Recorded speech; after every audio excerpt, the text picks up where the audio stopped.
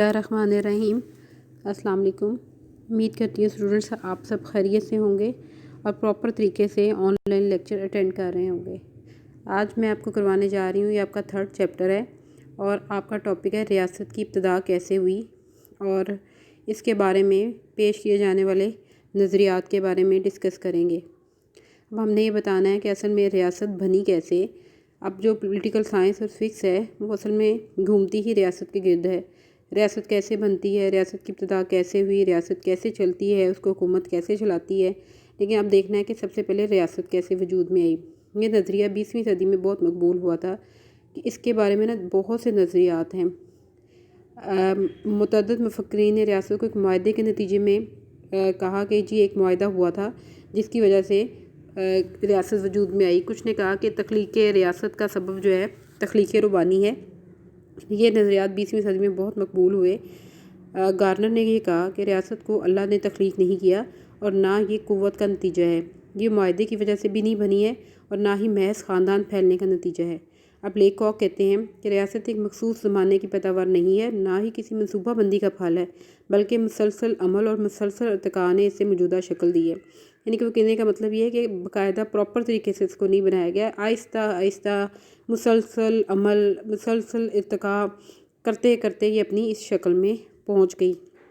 اب لیکن ہم نے یہ دیکھنا ہے کہ ریاست ایک درخت کی مانند ہے جس کی پرورش میں زمین، بیج، پانی، ہوا، روشنی، کھاد، انسانی محنت اور کئی اور عوامل شامل ہوتے ہیں۔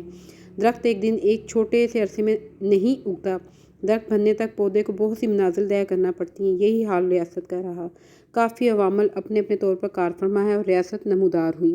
یعنی کہ اب آپ کو بتانا ہے کہ ریاست کیسے بالکل ایک درخت کی مانند ہے جو آہستہ آہستہ پہلے بیج بویا، پھر اس کا اگا، درخت بنا، اور پھر پودے سے درخت کی صورت میں آتے ہوتے اس نے کافی مراحل طے کیے، اور پھر جا کے ریاست کا بھی یہی حال ہے کہ وہ ایک دم سے بنی اور ریاست وجود میں آ گئی۔ ایسا کچھ نہیں تھا، اس کے پیچھے بھی کافی سارے عوامل کار فرما تھے۔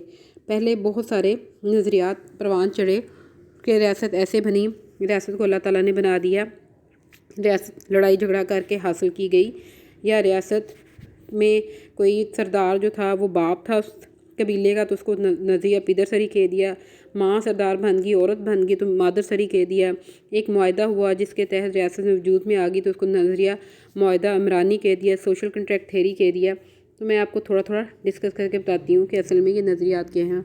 اب نظریہ تخلیق ربانی، جیسے کہ نام سے ہی ظاہر ہے کہ یہ ایسا نظریہ تھا جن کے کہنے والوں کا خیال تھا کہ ریاست خالق خود اللہ تعالیٰ ہے، حاکم اعلیٰ کو بھی رب تعالیٰ نے بنایا، یعنی کہ جیسے صدر یا وزیر اعظم ہے ان کو بھی اللہ نے بنایا، ریاست کو بھی اللہ تعالیٰ نے بنایا۔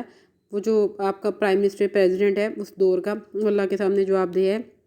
حاکم اعلیٰ ریاست میں رب تعالیٰ کا نائب ہوتا ہے، حاکم اعلیٰ کی حکم دولی اللہ کی حکم دولی ہے، حاکم اعلیٰ مطلق العنان ہوتا ہے، یعنی کہ وہ فل پاور رکھتا ہے اور اس کے اختیار کی کوئی حد نہیں ہوتی۔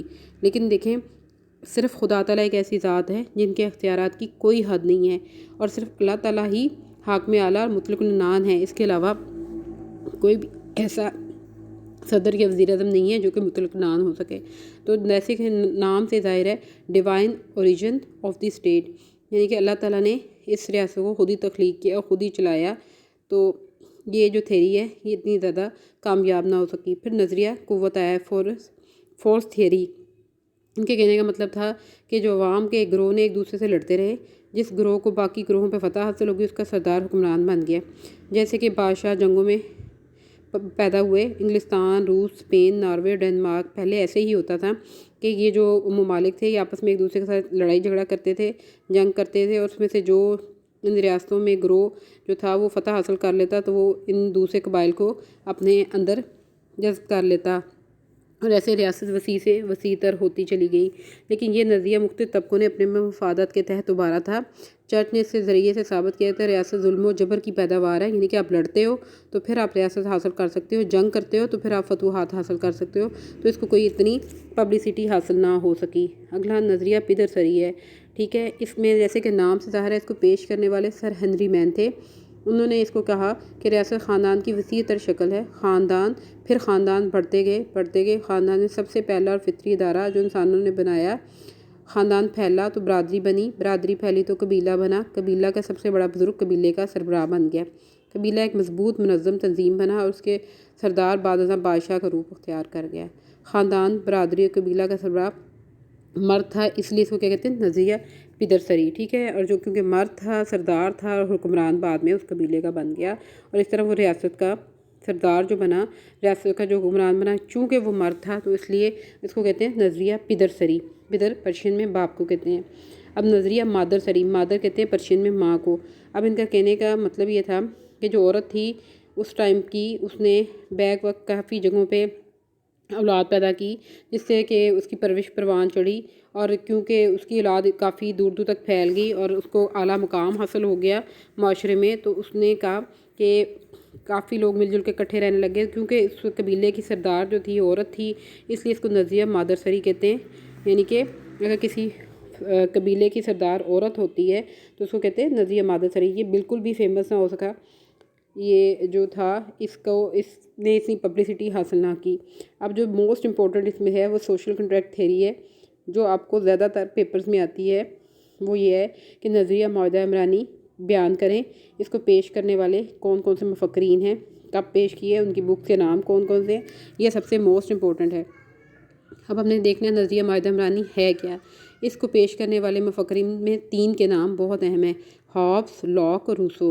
پھر ہم ان کو ہابس کو اور لاک اور روسو کو تینوں کو اچھی طرح ڈیٹیل میں پڑھیں گے، ان کی ڈیٹس یاد کریں گے، ان کی بکس کے نیم یاد کریں گے۔ ان مفکرین جب اب آپ سے پوچھا جائے گا کہ نظریہ معاہدہ عمرانی بیان کریں، تو آپ نے فوراً کہنا ہے اس کو بنانے والے 3 مفکرین کے نام قابل ذکر ہیں، جن میں ہیں ہابس، لاک اور روسو۔ ان مفکرین کا دعویٰ ہے کہ ریاست عوام نے خود ایک اجتماعی معاہدے کے نتیجے میں تخلیق کی، یعنی کہ جیسے کہ نظریہ معاہدہ یعنی کہ ریاست کو تخلیق کرنے میں جو بہترین سبب تھا، امپورٹنٹ فیکٹر تھا، وہ کیا تھا، ایک معاہدہ، ایک ایگریمنٹ تھا، ایک کنٹریکٹ تھا۔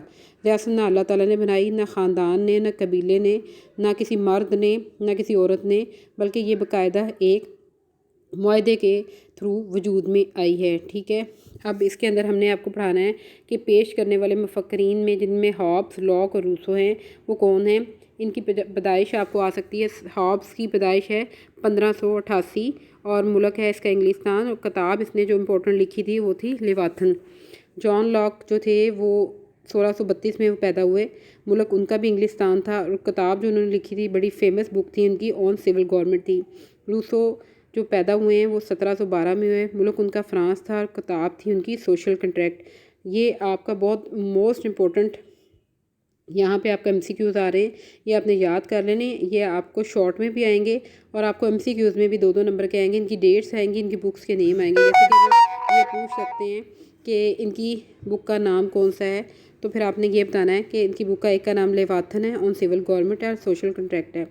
اب دیکھنا ہے انگلستان میں خانہ جنگی جاری تھی، بادشاہ پارلیمنٹ کی افواج لڑ رہی تھی، ہابس اس جنگ میں بادشاہ کا مددگار تھا، اس نے قلعے کے ذریعے بادشاہ کو مضبوط بنایا اور اپنی تحریروں میں ایسا فلسفہ پیش کیا کہ بادشاہ کو حق بجانب قرار دے دیا۔ لاک نے کہا انگلستان میں پارلیمنٹ کی برتری چاہتا تھا، دستوری بادشاہ جو جمہوری قدروں کو فروغ کا قائل تھا، وہ عوام کو اقتدار کا حقیقی مالک ثابت کرنا چاہتا تھا، اور اس مقصد کے لیے اس کے قلم نے نمایاں اثر دکھایا۔ اور روسو جو تھا فرانس میں مطلق نان بادشاہ ظلم و جبر کے ساتھ عوام کو اپنے شکنجے میں جکڑے ہوئے تھے، وہ آزادی، مساوات اور جمہوریت کے لیے انقلاب لانے کے لیے کوشاں تھے۔ ایسے میں روسو نے اپنی تحریروں کے ذریعے انقلاب کی راہ ہموار کی۔ انقلاب فرانس 1779 کی کامیابی میں روسو کی تحریروں کا بڑا عمل دخل تھا۔ اب تو یہ جو کنٹریکٹ ہے، سوشل کنٹریکٹ تھیوری، یہ 3 مفکرین نے پیش کی، اور ان کے مطابق جو ریاست ہے اس کا وجود جو تھا وہ کیا، ایک معاہدے کے ذریعے پیش آئے۔ لاک اور روسو کا خیال ہے کہ حکومت اگر معاہدے کی پابندی نہ کرے تو عوام کو بغاوت کرنے کے وسیع اختیارات حاصل ہیں۔ اب اسٹوڈنٹس آپ نے یہ جو تھیری ہیں یہ اچھے طریقے سے یاد کر لینی ہے اور اس کی اسائنمنٹ تیار کر لینی ہے۔ کل میں آپ کو ٹاپک کرواؤں گی ریاست اور حکومت میں فرق۔